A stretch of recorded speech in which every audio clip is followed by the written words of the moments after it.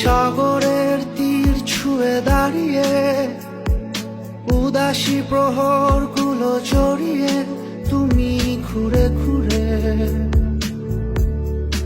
আমার হয়ে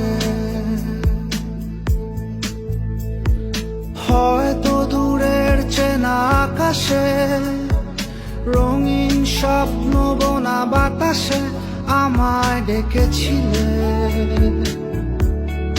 খুব নীরবে। তাই আমি সেথায় হারা যেথায় তুমি আমার ভাষা, যেথায় তুমি আমার সাথে মিশে যাবে। তাই আমি সেথায়